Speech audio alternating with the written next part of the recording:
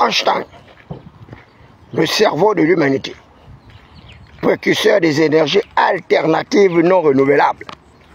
Einstein, le cerveau de l'humanité, le précurseur des énergies alternatives non renouvelables, c'est-à-dire les énergies cervicales, disait ceci. Ceci qui veut dire corriger, enseigner, convaincre et instruire. Que l'homme a l'intelligence d'un sot qui vient de sottise, et qu'il était comme le petit d'un âne sauvage. Vous êtes à l'émission Atmosphère, intervention chirurgicale électorale et frappe judiciaire et financière animée par le prince Adouma, David Mberakouma, la voix des sans-voix, la cristallisation des aspirations légitimes, le peuple souverain, garant de toute légitimation du pouvoir. Le bon sens populaire, agressé par des promesses non tenues d'un certain nombre d'avatars politiques sans base législative. La pierre qui avait été rejetée par les bâtisseurs, devenue la principale de l'angle, un rocher de scandale pour les nouvelles autorités de la Ve République. Le sujet qui défait la chronique ce matin fait suite à cet audio devenu de plus en plus viral.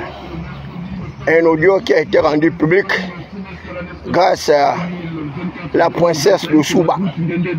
Et cet audio qui relaie aujourd'hui est à l'origine de toute la désorganisation, non seulement de notre système de communication, mais encore pire, notre système judiciaire.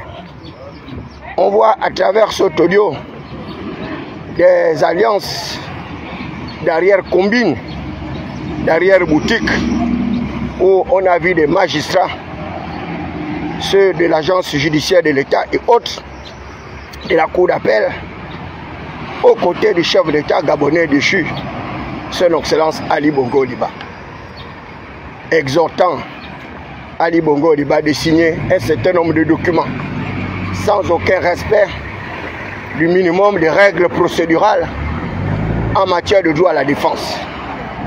C'est encore le chef d'État Ali Bongo Ondimba qui va rappeler les dispositions réglementaires à ces pseudo-juristes pour leur dire qu'il aurait été souhaitable pour lui d'être en présence de son avocat.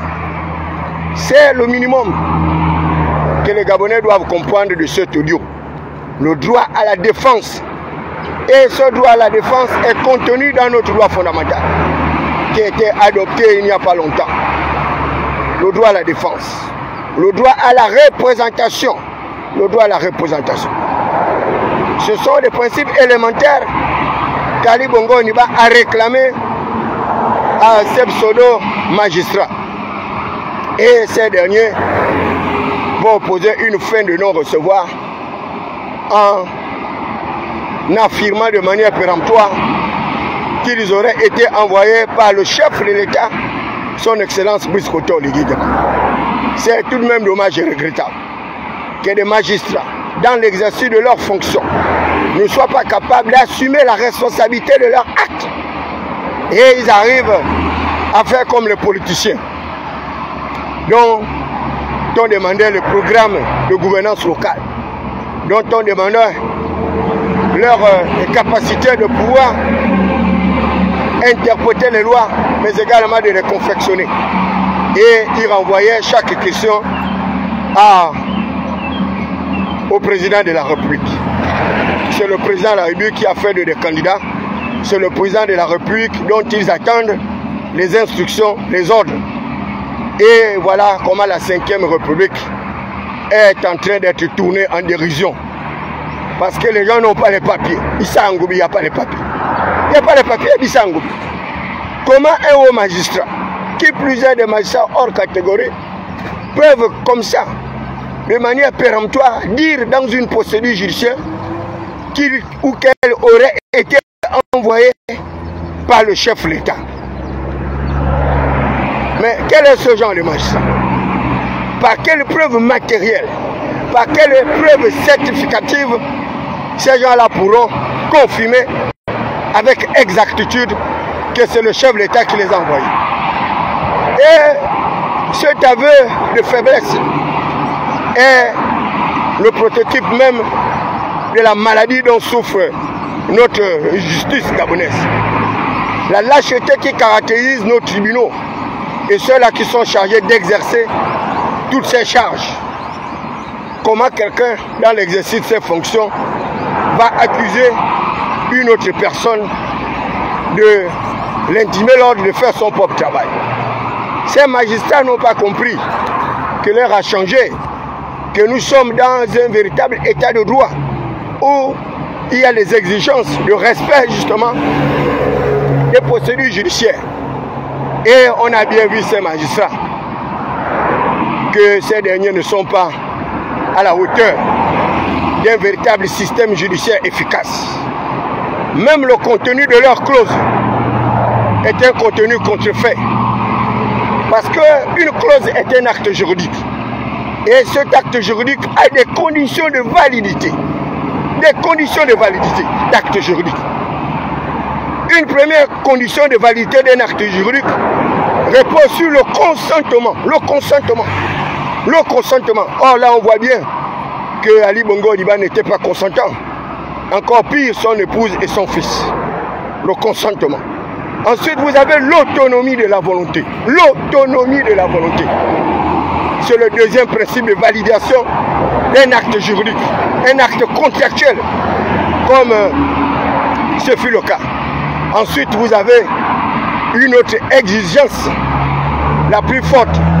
C'est que l'acte juridique doit être signé en exempt d'erreur. Le dol. Le dol est un vol. En exemple de contrainte. La contrainte est un acte d'invalidation d'un processus. Et Nourdine Bongo l'a bien compris. Et c'est pourquoi il intimait l'ordre à son père d'en finir avec cette procédure judiciaire. Parce que tout ce qui l'intéressait, c'était de quitter le pays, se retrouver à l'étranger, où il pourra se refaire une santé.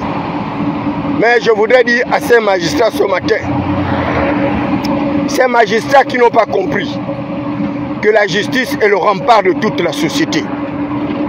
Et j'ose croire que le Conseil supérieur de la magistrature qui interviendra si peu permettra à Brice Côté Oligui Nguema de mettre les hommes qu'il faut à la place qu'il faut. La justice gabonaise est gangrénée d'oripeaux. La justice gabonaise est gangrénée d'oripeaux. Et ça ne peut pas continuer comme ça. Pour une gargote, pour une beuverie, pour une chasse mouchetée, eh bien ces magistrats arrivent à percevoir des pots de pain, des pots de vin. Ils arrivent à percevoir des farines d'ogre pour pouvoir jeter les gens en prison. Parce que ces gens sont corrompus. Ces gens sont dans la concussion. Ces gens sont dans le trafic d'influence. Ces gens sont dans le non-respect de l'état de droit. Et là, nous en avons vu la démonstration parfaite. Je ne voudrais pas rentrer dans l'analyse du contenu de ce document. Parce que l'analyse du contenu même du document est encore plus grave.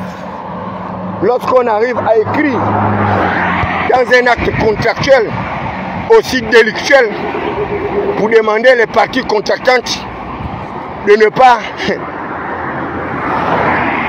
divulguer je ne sais le secret de quoi. On a bien vu que ces mêmes personnes ont vu le secret de leur instruction être dévoilé. Voilà des gens qui n'arrivent pas à faire des choses avec la mesure, avec tact, avec le respect de l'état de droit. Et ils arrivent à vouloir cacher la réalité des faits. La réalité de tout ce que les Gabonais savaient, où ils étaient en attente de savoir, dont on leur a caché. Et aujourd'hui, un groupuscule d'activistes, une fois de plus les activistes du palais, ces activistes mercantilistes, épicuriens, gargantua, arrivent maintenant à accuser ceux-là qui ont rendu public cette vidéo de traite, de complotistes, de déstabilisateurs. C'est vraiment dommage et regrettable. Voilà un pays dont on nous arrive à récupérer dans notre ticket d'électricité une taxe sur la communication, une redevance audiovisuelle. Et là, ils vont augmenter une autre taxe à 9% sur l'achat de nos tickets d'eau et d'électricité, sans compter une autre redevance sur l'insalubrité. Malheureusement, nous n'avons pas accès à ces services. L'accès à la communication, l'accès à la lutte contre l'insalubrité et l'accès à l'eau et l'électricité. Mais nous payons le ticket de la SCG.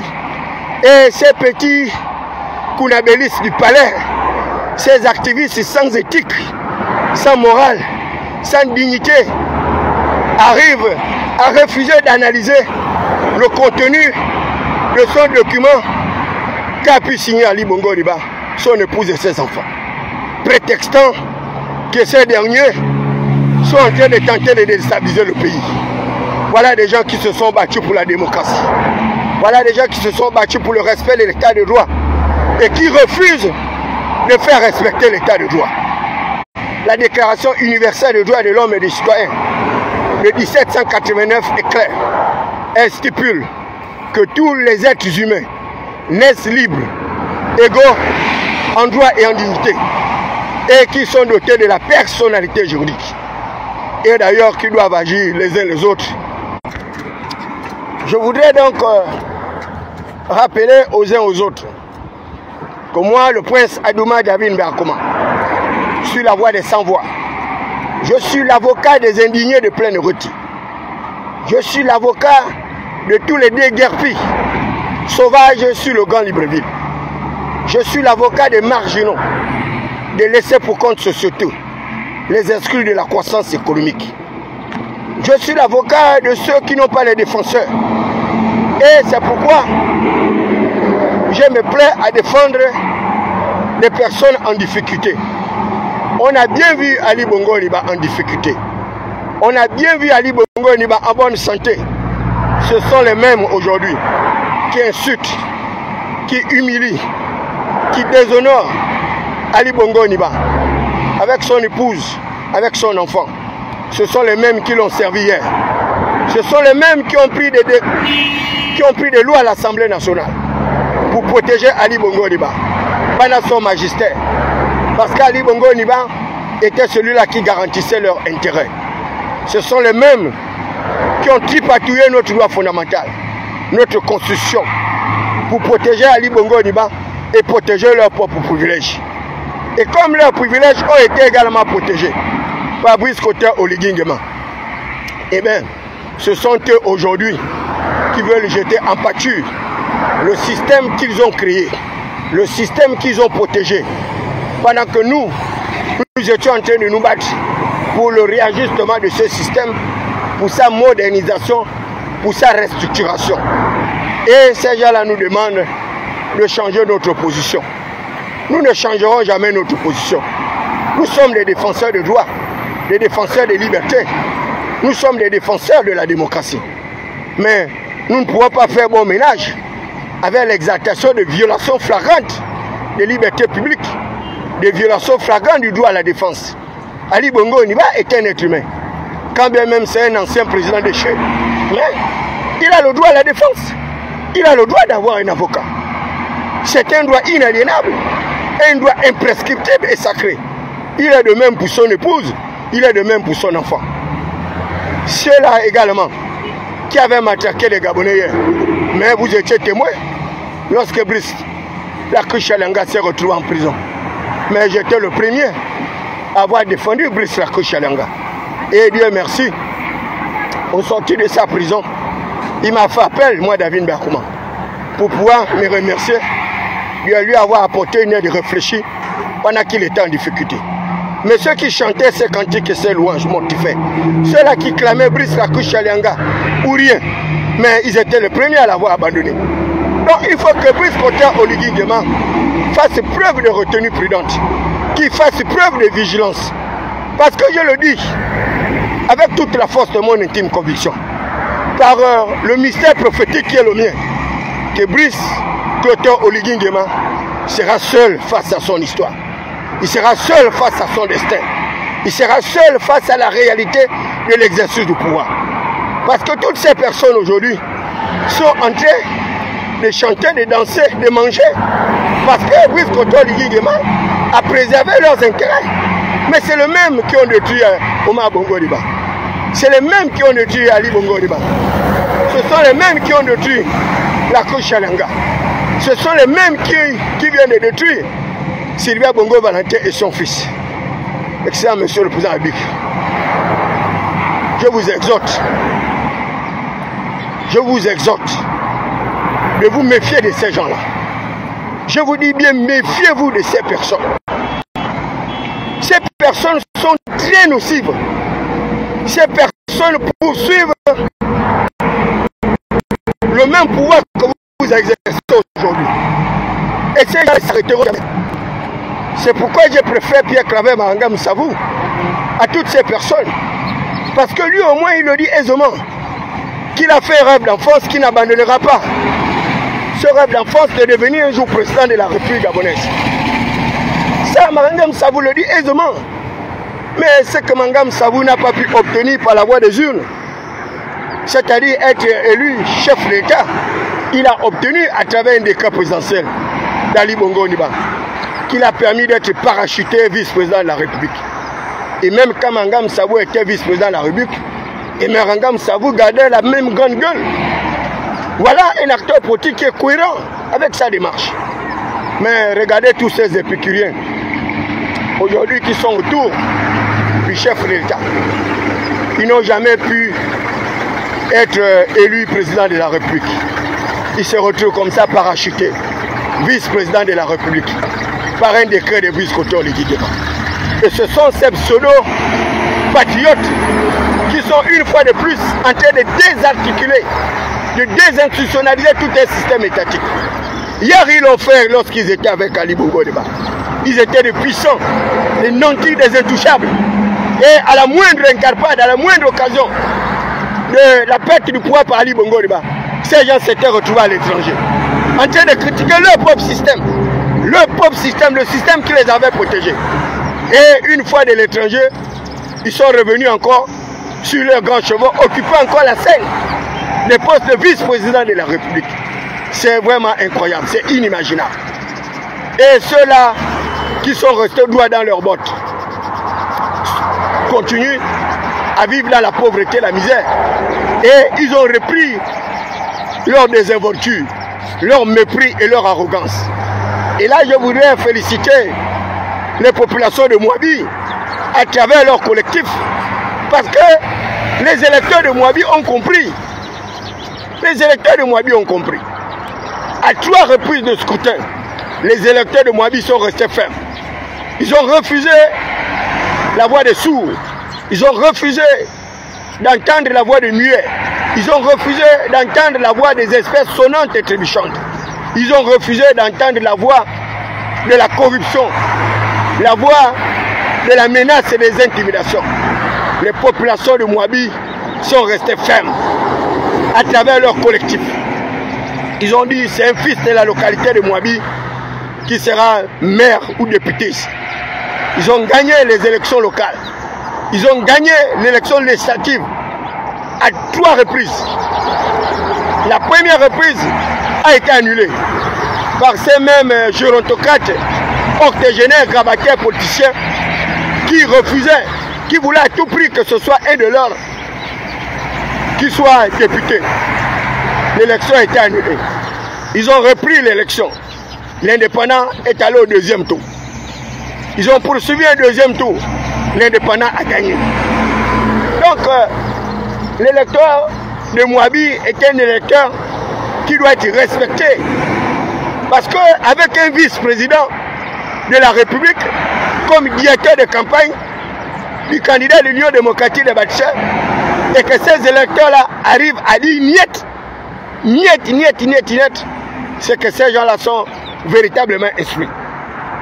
Donc je voudrais rendre hommage à ce jeune compatriote cet indépendant qui a fait mort de la poussière au candidat de l'Union démocratique des bâtisseurs, Kalmi Yindou, et d'ailleurs Kalmi Yindou que j'avais déjà intimé l'ordre de retirer sa candidature parce que c'était un opérateur économique brillant. Il n'avait pas besoin d'aller à l'Assemblée nationale. Il pouvait aider le chef de l'État autrement par la création des entreprises et autres. Je l'ai dit, mais personne ne m'a écouté. À la fin, il est payé victime d'une débâcle électorale avec les pertes en matière financière et autres. Il est de même pour mon très cher petit frère Fox Milan, dont j'avais dit que cette bataille-là ne servirait pas grand-chose parce que Kamelen Toutoum allait gagner ce scrutin et qu'il aurait été aisé pour lui de faire profil bas, d'arriver à accepter l'évidence, ne serait-ce que pour sauvegarder sa notoriété, sa noblesse, son intégrité morale. Mais malheureusement, vous savez, quand va la couche à l'eau, elle finira toujours par se briser. Et c'est Kamelen Toutoum qui est sortie victorieuse, malgré tous les traquenards, malgré toutes les manipulations, malgré tous les colibets, malgré toutes les injustices dont elle a été victime. Et là, nous apprenons d'ailleurs que tous les ministres qui ont été élus doivent démissionner du gouvernement. Mais pour quel résultat? Puisqu'à la fin, Brice Koto Oligui Nguema reconduira les mêmes. Et c'est encore un autre acte qui va une fois de plus fâcher les Gabonais. Brice Koto Oligui Nguema doit être en phase avec la réglementation. Il doit être en phase avec son éthique, avec sa morale. Tous les ministres élus ne doivent plus revenir au gouvernement, quel que soit leur lien d'affinité avec le prince, quel que soit leur lien de consanguinité avec le prince. Brice Koto Oligui Nguema doit sonner l'alerte. Il faut qu'il apporte la preuve qu'il veut un réel changement. Mais si c'est pour amener encore ces mêmes amis, ces mêmes copains, coquins, consanguins et maroquineries, eh bien, malheureusement, les mêmes causes produiront les mêmes effets. C'est à la aune de la prochaine administration gouvernementale que nous allons véritablement apprécier si Brice Koto Oligui Nguema est dans la rupture ou pas. Et d'ailleurs, nous le mettons au défi. Nous mettons au défi Brice Koto Oligui Nguema de respecter l'article 172 et 173. Nous voulons voir si véritablement Brice Koto Oligui Nguema va opérer la rupture. Mais si ce sont les mêmes qui vont revenir au gouvernement, malheureusement le peuple aurait compris qu'il est le dénor de la face, qu'il n'y a aucune rupture avec l'ordre ancien. C'est le même système qui se modernise, qui se restructure, qui se mue. Et ce serait triste et dommage parce que la 5e République, en réalité, n'aurait aucune existence, aucun contenu, parce que les gens auraient gardé les mêmes archétypes, les mêmes actes manqués, avec les mêmes réflexes. Je voudrais donc dire à tous ceux-là qui arrivent accusés à tort, ceux-là qui ont qualifié les activistes de la faim, mais ces activistes sont loin d'être les activistes de la faim. Ces activistes sont cohérents. Ils arrivent à exploiter vos propres images. Ils arrivent à exploiter vos propres vidéos. Ils arrivent à exploiter vos propres faits et méfaits. En quoi ces gens-là sont des complotistes? En quoi ces gens-là sont des déstabilisateurs? Pour avoir rendu public une vidéo qui existait et qui était quelque part cachée. Et eux, comment ils ont pu obtenir cette vidéo depuis la France? Eh bien, c'est parce que nous le savons, que dans le cercle du pouvoir du chef de l'État, parmi ces courtisans et intrigants, il y a des gens qui travaillent pour détruire le capital social du chef de l'État, pour détruire sa noblesse, sa notoriété. Et ces gens-là vont continuer à poursuivre cette activité macabre dès lors que le chef de l'État, à travers son réseau de sécurité, n'arrive pas à démanteler ce réseau mafieux, ce réseau de gangs qui arrive comme ça par justement des méthodes de séduction à gaspiller tout un système qui est aujourd'hui de plus en plus décrié par le plus grand nombre de personnes. De telles vidéos, de telles images prouvent à suffisance que le Gabon est en train d'aller vers un pic. Et c'est une honte. La justice gabonaise fait honte et il faut que le chef de l'État le sache, qu'il y a encore trop de magistrats corrompus. dans les tribunaux. Il y a encore trop de juges dans la concussion. Et ces gens-là ont développé en eux le réflexe de l'impunité. Ces gens-là ont développé en eux le réflexe de l'intolérance. Et ce sont eux qui sont en train de détruire la politique du chef de l'État. Et non les pauvres activistes que vous qualifiez activistes de la faim. Ces activistes sont cohérents. Ils se battent pour la démocratie. Ils se battent pour l'état de droit. Ils se battent pour la bonne gouvernance. Ils se battent pour l'amélioration des conditions de vie des Gabonais. Donc ils sont loin d'être les complotistes. Ils sont loin d'être les déstabilisateurs. Les déstabilisateurs, les complotistes, ce sont les Kounabélistes du palais. Ces intrigants courtisans qui vendent du vent à Brice Cotton du Guinée, qui ne sont pas capables de dire la vérité. Et leur seule vérité, c'est le mensonge. Comme vous voyez, l'autre sexagénaire, octogénaire, ménopausé de Makokou, qui passe son temps à faire des directs qui n'ont aucun sens instructif, aucune pédagogie. Et avec son vieillage, il n'a pas grandi. Il n'a pas grandi avec son vieillage. Il arrive comme ça à défendre l'indéfendable. Il arrive comme ça à soutenir l'insoutenable. Mais c'est dommage. C'est dommage. On aurait pensé qu'avec l'âge, ce ménopauseux politique allait une fois de plus se remettre en cause. Mais je pense que c'est l'ivresse du pouvoir qui est en train de le dénaturer. Mais attendons voir lorsque sa ministre va repartir à l'Assemblée nationale et que lui, il aurait perdu son poste de chargé de mission du ministre. On verra s'il portera le même regard sur la gestion de notre système étatique. Dans tous les cas, ne faites pas comme eux. Ne faites pas comme eux. Le Gabon a besoin des hommes intègres. Le Gabon a besoin des hommes dignes. Le Gabon a besoin des hommes droits, des vertébrés qui regardent Brice Cotton Ligui en face, droit dans les yeux, pour lui rappeler justement son premier amour avec le peuple souverain. Ce premier amour qui consistait à redonner aux Gabonais leur dignité, à restaurer nos institutions et à les restituer. Malheureusement, pour le moment, nous sommes loin du compte. Et c'est un bilan assez mitigé, un bilan assez fragmenté, parce que la cassure, elle est là, elle est visible. La cassure est là, elle est visible. La paupérisation commence à frapper le pays. Et je l'avais déjà annoncé, à partir d'une évaluation des indicateurs macroéconomiques, que l'année 2026 sera une année de récession, une année de ralentissement de l'activité productive et une année de peine pour le peuple gabonais. Avec l'impossibilité pour l'État de financer le carburant et autres, le gaz, les Gabonais vont se retrouver dans les plus grands tourments, avec une augmentation de 9% sur l'électricité et l'eau, sans compter la taxe sur le foncier. Eh bien, ces gens-là ont fait le pari d'entraîner le peuple vers la paupérisation, vers la misère, la précarité. Et c'est triste, c'est dommage, c'est regrettable. Et mon père le disait, que le travail éloignait de nous l'ennui, le vice et le besoin. Donc, par devoir moral, je suis en train de me rendre sur mon lieu de travail.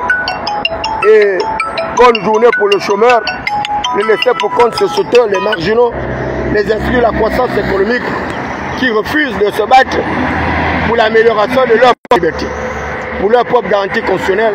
Ils attendent les messies qui ne viendront jamais. Moïse est mort aux portes de Canaan et sa mission va être parachevée par un autre qui n'était rien d'autre que son propre frère. Apprenez à méditer sur les Écritures. Apprenez à méditer sur les Écritures. Allez-y lire le livre d'Esther et rendez-vous compte de la situation de l'oncle d'Esther, Mardoché, qui était accusé à tort par Aman, qui lui avait préparé une potence pour le pendre. Malheureusement, grâce au livre de chroniques, au livre de souvenirs, eh bien, c'est le général Aman qui fut pendu sur sa propre potence, et Mardoché va être élevé à la place d'Aman. L'évangile, c'est le plus grand mystère de ma vie. L'évangile, c'est la plus grande profondeur de mon existence. Lorsque vous êtes un véritable croyant né de nouveau, eh bien vous n'avez pas peur des obstacles. Parce que vous êtes un phare de large. Vous êtes la boussole des dirigeants. Et c'est pourquoi nous nous évertions à rappeler Brice Kotor Oligui Nguema, à rappeler ses premiers amours, à rappeler son alliance.